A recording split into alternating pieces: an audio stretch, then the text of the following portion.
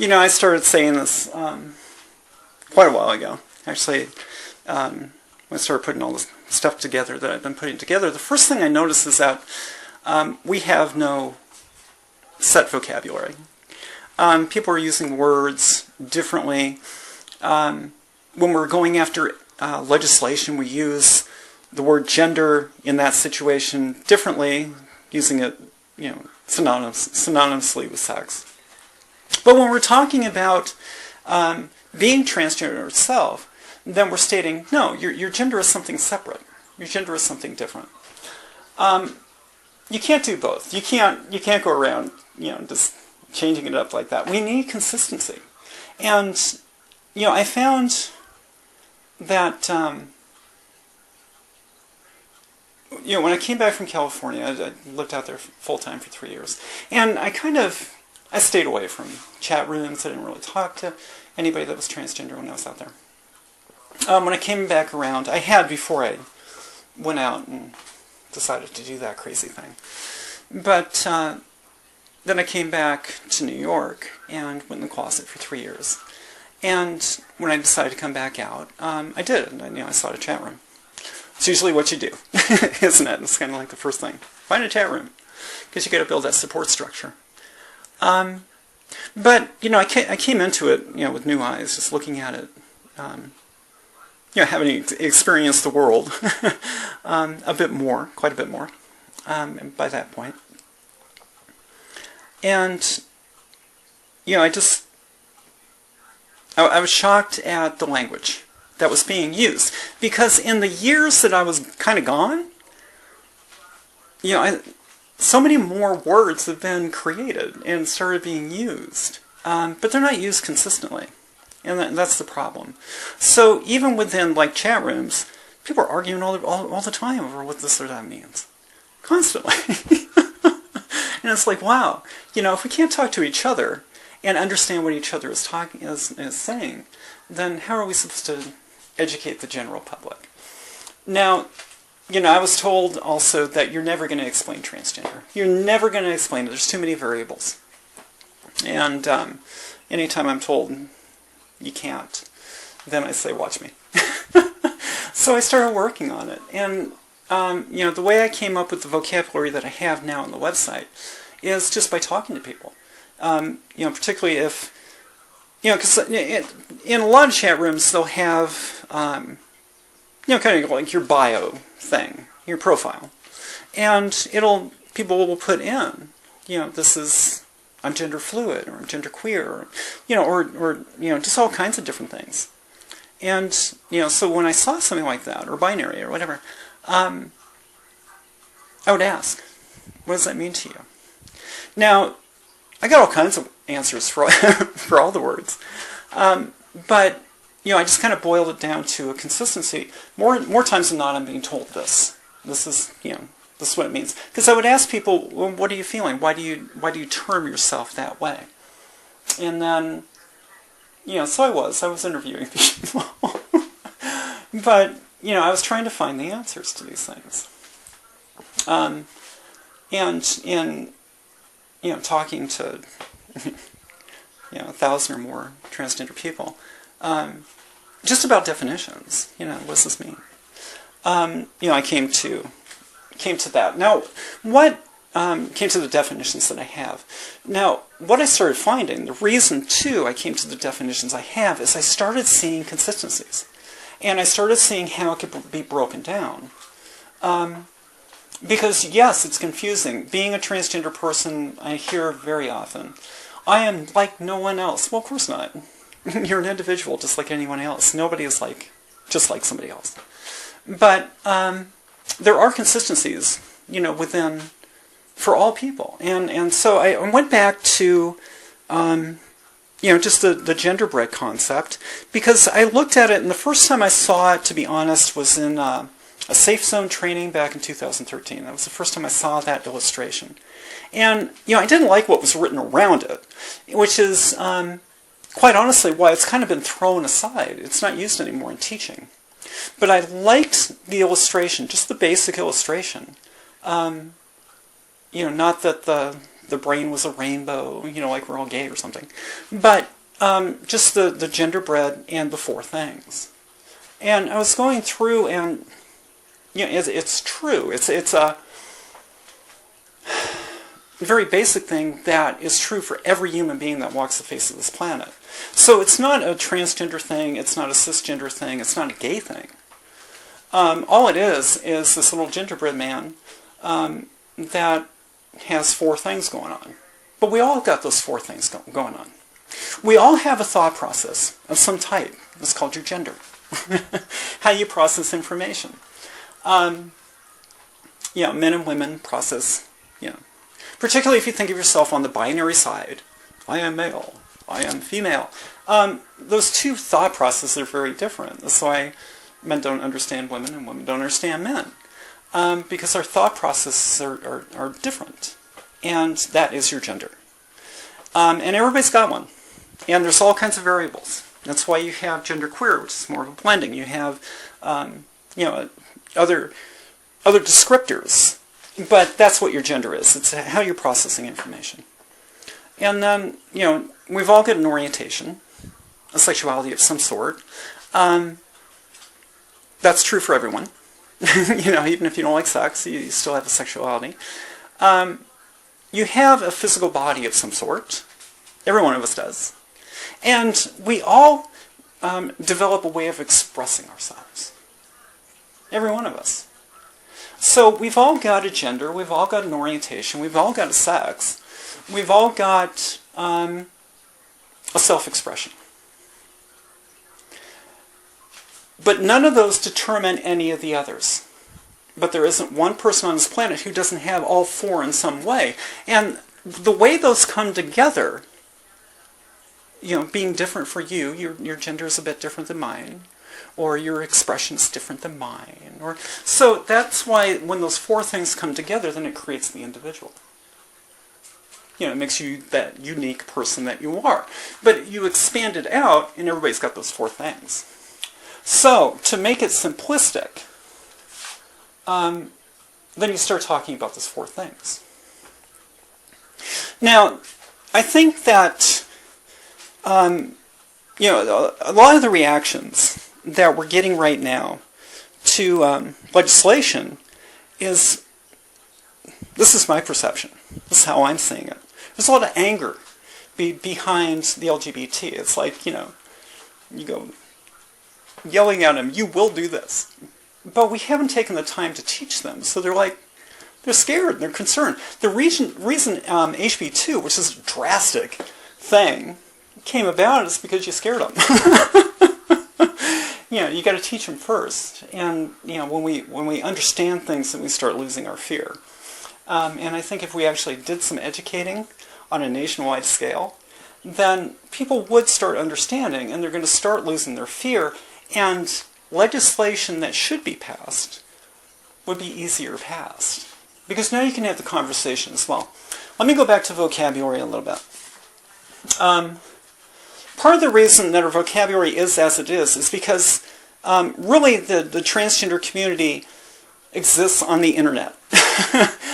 For the most part, there's so many people still in the closet, and people live, very often few and far between, unless you happen to have migrated, to a kind of a transgender populated community. But tend to be few and far between. And so most contact for transgender people with transgender people is over the internet. Beyond that, most people don't do a lot of speaking and educating of the general population. So you have a lot of transgender people talking to other transgender people, trying to explain to them this is what transgender is. But in fact what they're doing is explaining this is who I am. And then you get this fights that go on. Well, that's not transgender because that's not me. The vocabulary that we started getting really is being adopted in large part from the UK and Canada, because they all started switching over. Because I know that people here, they must be, are kind of looking at the UK and Canada and saying, why can't we have the same thing? Now, there's issues with their systems anyway. If you talk to anybody that's from over there and is going through NHS over in the UK, it's kind of a mess. But and it's a one-size-fits-all as well. So it's really not the best system. But the reason we start using gender all the time, and we're starting to do it when we're going forward with legislation, we're calling things gender that are actually, no, it has to do with your physical body. And it's because we've started adopting these things. We've been talking to people all over the world, all intermingled, just being transgender, going to these chat rooms. And so we started adopting some of their language. And so SRS, sex reassignment surgery, becomes GRS, gender reassignment surgery. How do you reassign a gender?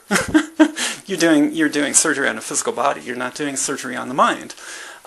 So that incorrect usage of gender, I know it sounds better, and that's why we use it. It sounds better. It's softer than the word sex. Now say it to yourself, or just say in your head, the word sex, and try to feel that response you have. Sex. Just say the word. Sex. Sex. Say it, and you're going to, if you really notice, you do have a response to that word. Now say the word gender. Gender. Gender. There's a different psychological reaction to that word. It's softer. It doesn't, sex is like, we get like prairie dogs and we'll stand still and go, what? You just said sex. But we don't do that with gender. So that's why within a lot of these things, as far as treatment, to make it more palatable for the general population, the word sex was switched to gender and used as if they were synonymous. Now that's a very cisgender way of viewing those two words, because for the cisgender person they seem to be synonymous. Your mind and your body align, they always have. So your gender and your sex are one and the same, aren't they? But the reason somebody is transgender is because there's that lack of alignment at some point, and that's why they seek treatment, is to bring those two things into alignment. Now, another example of I'm actually right about this, is that the treatment of gender dysphoria requires a crossover between two medical communities, mental health and the medical sector. It requires both of those because you're not only, you can't change the gender, but you have to heal the mind and allow it to understand and educate it and all those good things. And you have to then, depending on what your gender dysphoria type is, go through some medical treatment. And what you're doing is bringing these two things into alignment, and that's why it alleviates your gender dysphoria, because now you have alignment, just like a cisgender person does, who thinks of gender and sex as synonymous. But, if you think about it, transgender people, you know that your gender is a separate thing than your sex, your physical body. My gender, I haven't had surgery. My gender is female. Always has been. Even when I had a beard and looked like a guy and all that stuff, my gender was still female. It was just that the more I pushed away from, that female presentation, the worse I was making my gender dysphoria, because my alignment was getting further and further away. But, I've always processed information as a female, even though I looked like a guy. So it created those awkward situations. This is why I was having a hard time. Because I was trying to, especially if I was among guys, I hated being among guys. Because they expected me to think like a guy, and I didn't. I never did. I still don't. Never will. So that dynamic was wrong. I was like, I never wanted to say anything, because I always, I'm like, what would a guy say? Because I really was trying to pull off that persona of being male. Now that people just see me as female, even if they know I'm transgender, everybody sees me as female. The interaction, I can talk to guys just fine. and interact with them because I'm not expected to understand them. You know, any more than any other female is expected to understand them. And they're not expected to understand me. You know, so that dynamic is correct, and it's much more comfortable. And I completely lost track of what I was saying, so I'm going to listen to this, and maybe I'll add something at the end.